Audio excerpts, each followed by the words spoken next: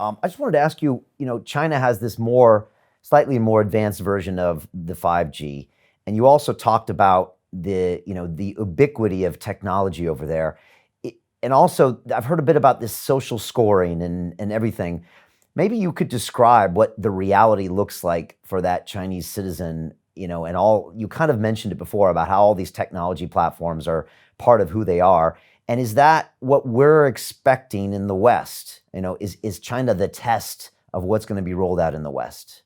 Well, I think for those nations like emerging market economies that choose to allow the Chinese essentially to dominate their technological ecosystem, much like the U.S. companies have dominated, global information economy, then I think that is going to be the way that it is deployed. I think for many of the developed economies, they're beginning to understand the danger of bringing those technologies and companies into their midst, and they're trying to figure out ways to deal with them. I think one of the things that people are completely missing is the difference between the model that China has built and the model that we could build.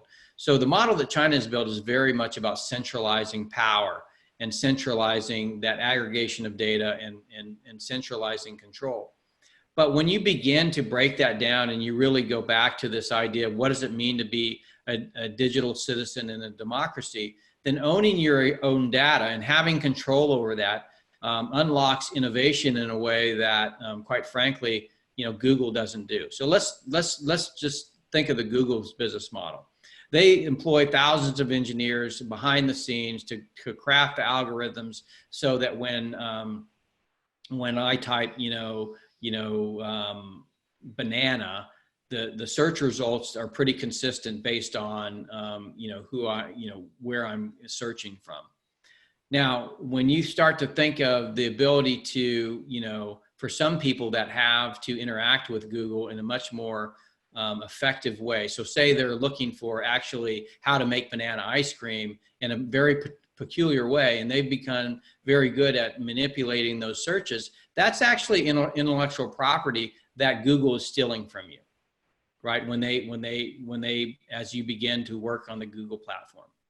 So if you're really good at kind of finding these things, and then you can monetize that because, we've allowed that kind of data to be, owned and controlled by you, then this opens up a whole new way for, monetizing the work that you do when you're not working.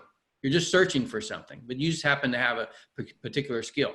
So when you're thinking about just economic security in terms of the individual, the power of the individual, allowing them to make money on the things that they do. Now, when you think of the democracy building an internet that really empowers you because you have ownership of your data, and you contrast that with what China's building, I think it really unlocks something new and unique. And that's really what was at the heart of the national security strategy when we said we need a secure nationwide network. It's really about understanding the power of controlling your own data, in a sense, your own intellectual property, and being able to use that in ways that benefit you, not in allowing that to be essentially harvested because we built our entire ecosystem on an open data model.